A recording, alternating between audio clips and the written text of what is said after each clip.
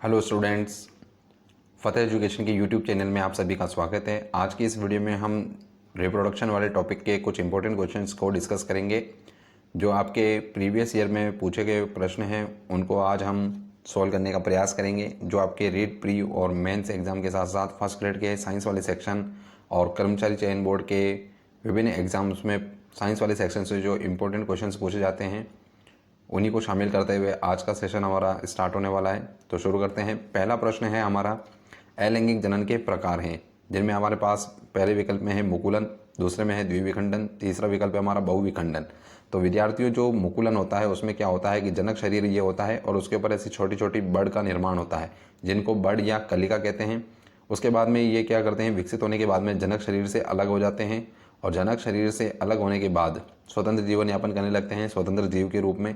तो इस प्रकार का जो मेथड होता है उसको मुकुलन कहते हैं। तो इसमें किसी भी प्रकार के युग्मकों का निर्माण नहीं हुआ और किसी भी प्रकार से नर और मादा युग्मकों ने भाग नहीं लिया। तो जनन का ऐसा प्रकार क्या है, हमारा अलैंगिक जनन के अंदर आता है और इसको मुकुलन कहते हैं। दूसरा द्विविखंडन है, जो हमारा क्या होता है, अमीबा में होता है, पैरामीशियम में होता है। तो इनमें भी क्या होता है कि जनक शरीर होता है और दो भागों में टूट जाता है। तो इस प्रकार का मेथड द्विविखंडन कहलाता है। और उसके बाद होता है हमारा तीसरा बहुविखंडन, जिसमें क्या होता है कि जनक शरीर जो होता है वो दो से ज़्यादा भागों में, कई सारे भागों में, बहुत सारे भागों में टूट जाता है। तो इस प्रकार का जो विभाजन होता है उसको बहुविखंडन कहते हैं। और ये जो बहुविखंडन होता है हमारे प्लाज्मोडियम में होता है, द्विविखंडन हमारा अमीबा और पैरामीशियम में होता है, मुकुलन द्वारा जो होता है हमारा हाइड्रा में और यीस्ट में होता है। तो ये सारे जो प्रकार हैं इनमें किसी प्रकार के नर और मादा युग्मकों का निर्माण नहीं हो रहा है, उनका निषेचन के माध्यम से संलयन नहीं हो रहा है। तो ऐसा प्रकार जो है हमारे वो क्या कहलाता है, अलैंगिक जनन कहलाता है। तो उपरोक्त सारे विकल्प जो है हमारे अलैंगिक जनन के प्रकार हो जाएंगे। उम्मीद करता हूँ आपको ये प्रश्न समझ में आया होगा। इसके बाद हम बढ़ते हैं हमारे अगले प्रश्न की ओर। अगला प्रश्न की ओर बढ़ते हैं। तो दूसरा प्रश्न है हमारा, पुरुषों में नर युग्मक का निर्माण कहाँ होता है। तो पुरुषों में जो नर युग्मक होता है वो हमारे क्या होता है, टेस्टिस यानी वृषण में उनका निर्माण होता है। इसी प्रकार से दूसरा विकल्प हमारे है अंडाशय। तो इसमें क्या होता है, आपके मादा युग्मकों का निर्माण होता है। तो क्वेश्चन नंबर 2 का जो विकल्प है हमारा उसका सही आंसर हो जाएगा, जो कि हमें नर युग्मक के बारे में पूछा है। तो वृषण में इसका निर्माण होता है। तो विकल्प नंबर 3 हमारा सही हो जाएगा। इसके बाद बढ़ते हैं हम अपने अगले प्रश्न की ओर कि पौधों में नर जनन अंग तथा मादा जनन अंग का नाम क्या है। तो पौधों में जो नर जनन अंग है और मादा जनन अंग, इसी क्रम से हमें देखना है कि पहले नर जनन अंग होना चाहिए, उसके बाद मादा जनन अंग का नाम आना चाहिए। तो विकल्प नंबर जो 2 है हमारा, उसमें क्या आ रहा है, पहले नंबर पे आ रहा है आपके पुंकेसर और दूसरे नंबर पे है आपके स्त्री कैसर। तो ये आपके पहला पुंकेसर हो जाएगा आपके नर जनन अंग और स्त्री कैसर हो जाएगा आपके मादा जनन अंग हो जाएगा। इसके बाद हम बढ़ते हैं अपने अगले प्रश्न की ओर। चौथा प्रश्न है हमारा, ग्राफीन पुटिकाएं किस अंग में पाई जाती हैं। तो ग्राफीन पुटिकाएं जो होती है वो क्या होती है, अंडाणु के चारों तरफ छोटी छोटी, अंडाणु का जब विकास होता है उसके चारों तरफ छोटी छोटी इस प्रकार की पुटिकाएं होती हैं। तो ये किस अंग में पाई जाती है, तो ये मादा जनन अंग से संबंधित है आपके। तो इनका निर्माण जो होता है वो आपके अंडाशय में होता है। तो विकल्प नंबर जो 2 है उसमें हमारे अंडाशय उपस्थित है। तो विकल्प नंबर 2 हमारा सही हो जाएगा। इसके बाद बढ़ते हैं हम अपने अगले प्रश्न की ओर कि युग्मनज होता है।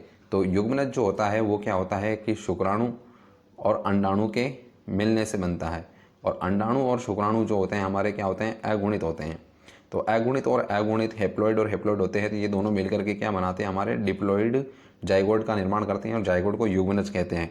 तो युग्मनज जो हो जाएगा वो हमारे क्या हो जाएगा, द्विगुणित हो जाएगा। तो विकल्प नंबर 2 हमारा सही हो जाएगा कि युग्मनज जो होता है वो द्विगुणित होता है। इसके बाद बढ़ते हैं हम अपने अगले प्रश्न की ओर कि नर तथा मादा युग्मक के संलयन की क्रिया क्या कहलाती है। यानी निषेचन के दौरान जो होता है वो नर और मादा युग्मक जो होते हैं वो आपस में मिलते हैं। तो इनका जो संलयन है या फ्यूजन है, तो इसके फ्यूजन को ही क्या कहते हैं, निषेचन कहते हैं। तो विकल्प नंबर 2 में हमारे निषेचन उपस्थित है। विकल्प नंबर 2 हमारा सही हो जाएगा। इसके बाद हम बढ़ते हैं अपने अगले प्रश्न की ओर। क्वेश्चन नंबर 7 है हमारा, नर जनन तंत्र का अंग है, यानी नर जनन तंत्र में जो अंग है वो इनमें से कौन सा है। तो विकल्प पहले में आपके गर्भाशय है जो मादा जनन का पार्ट है, ये हट जाएगा। पित्ताशय आपके यकृत में उपस्थित होता है और आमाशय इसका भाग हो ही नहीं सकता। और वृषण में है जो हमारे चौथे विकल्प में उपस्थित है, जो क्या होता है, प्राथमिक जनन अंग होता है हमारा। तो नर जनन तंत्र का जो मुख्य भाग है वो वृषण होता है। तो नर जनन तंत्र का यहाँ पर चारों विकल्प में से वृषण जो है वो पार्ट इसका भाग है। तो ये विकल्प हमारा सही हो जाएगा। बढ़ते हैं हमारे अगले प्रश्न की ओर। मादा जनन तंत्र के भाग हैं। तो मादा जनन तंत्र के जो भाग हैं, पहला विकल्प है गर्भाशय, दूसरा विकल्प है आपके अंडाशय, तीसरा है अंडवाहिनी और सभी। तो सारे भाग जो है उपरोक्त जो है वो मादा जनन तंत्र के भाग हैं। तो विकल्प नंबर 4 हमारा सही हो जाएगा। आगे बढ़ते हैं। अगला प्रश्न हमारा नर जनन हार्मोन का नाम है? तो पहले विकल्प में है हमारे पास एस्ट्रोजन, दूसरे नंबर पे आपके टेस्टोस्टेरोन और तीसरा नंबर पे आपके प्रोजेस्टेरोन। तो जो विकल्प नंबर 2 है वो क्या है, हमारा नर जनन हार्मोन है, टेस्टोस्टेरोन। तो नर जनन हार्मोन टेस्टोस्टेरोन होता है, तो यहाँ पर विकल्प नंबर 2 हमारा सही हो जाएगा। इसके बाद बढ़ते हैं अगले प्रश्न की ओर कि थैले वाले स्तनी नहीं है, ये स्तनी है कहलाते हैं। तो जो जिनमें क्या होता है कि एक प्रकार से थैलेनुमा संरचना होती है जिसमें शिशु का विकास होता है, तो उनको क्या कहते हैं, विविपेरस कहते हैं। तो विकल्प नंबर 2 हमारा सही हो जाएगा कि यहाँ पर इस प्रश्न में उनको विविपेरस कहेंगे।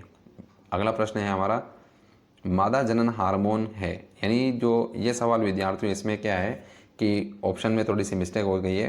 तो हमारे ये ध्यान में रखना है कि मादा जनन हार्मोन जो होता है वो क्या होते हैं, आपके प्रोजेस्टेरोन है। तो मादा जो हार्मोन है प्रोजेस्टेरोन है और दूसरा आपके एस्ट्रोजन है। तो एस्ट्रोजन और प्रोजेस्टेरोन आपके क्या हैं, मादा हार्मोन है। ये आप थोड़ा सा विशेष रूप से ध्यान में रखेंगे जानकारी के लिए। बढ़ते हैं हमारे अगले प्रश्न की ओर कि वीर्य में कौन सा अम्ल उपस्थित होता है, यानी जो वीर्य होता है उसमें बहुत सारे पदार्थ होते हैं, उसमें फ्रुक्टोज होता है, उसमें सिट्रिक एसिड भी होता है उसमें। तो ये सारी चीज़ें जो होती हैं कि वीर्य में कौन सा एसिड उपस्थित होता है, तो उपरोक्त सारे जो एसिड है उनमें से सिट्रिक एसिड जो होता है वो वीर्य में आपके पाया जाता है। ये थोड़ा सा आपको विशेष रूप से ध्यान में रखना है।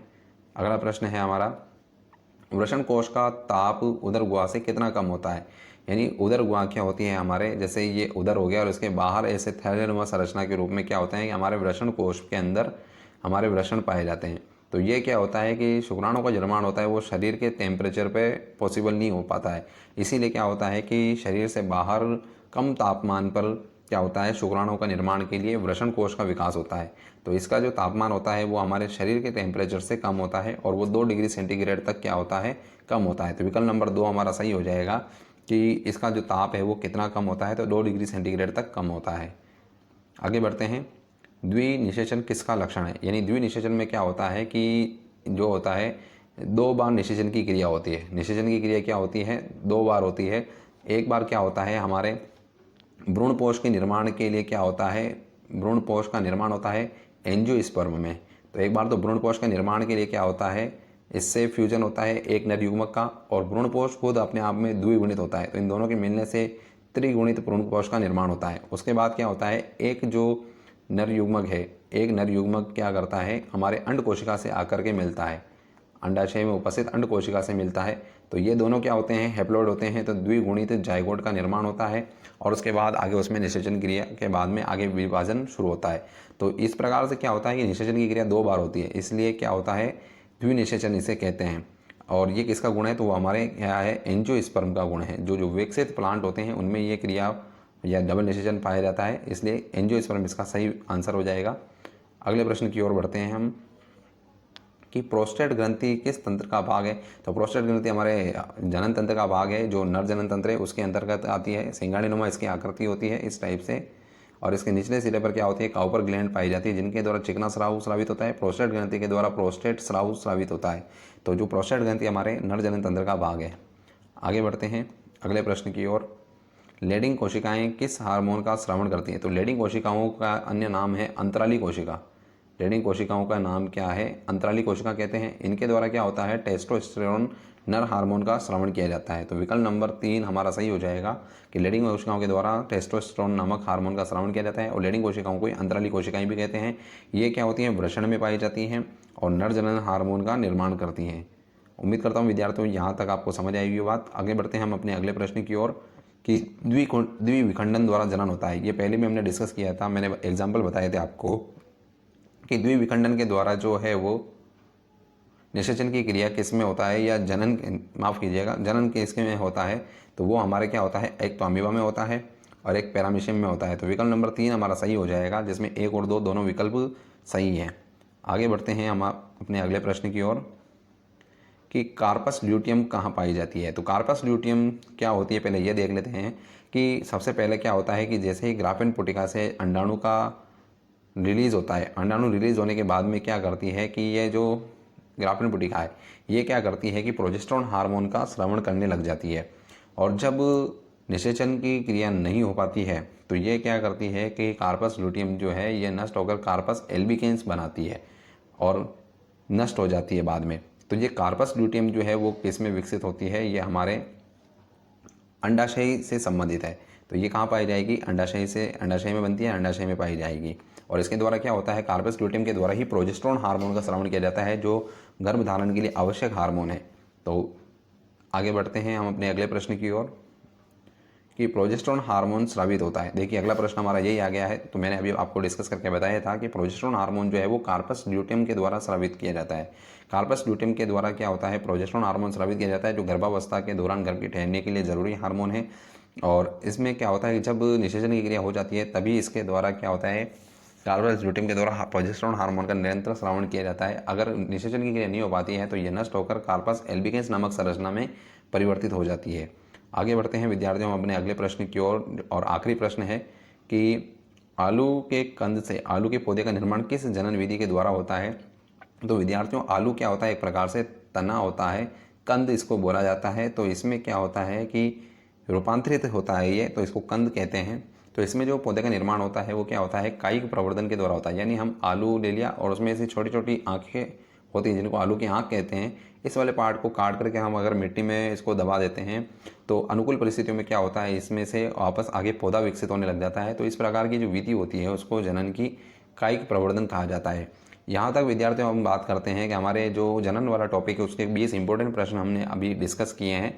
उम्मीद करता हूँ कि आपको ये प्रश्न अच्छे लगे होंगे। ये आपके प्रीवियस ईयर के पूछे गए प्रश्नों में से है और सभी जो एग्ज़ाम जिनमें साइंस वाले सेक्शन से सवाल पूछे जाते हैं तो उनके लिए सभी के लिए ये अभी इम्पोर्टेंट है क्वेश्चन है। अगर आपको हमारी द्वारा दी गई जानकारी अच्छी लगती है तो आप वीडियो को लाइक करिए, चैनल को सब्सक्राइब करिए। और फतेह एजुकेशन का हमारा एप्लीकेशन प्ले स्टोर पर पब्लिश हो चुका है, आप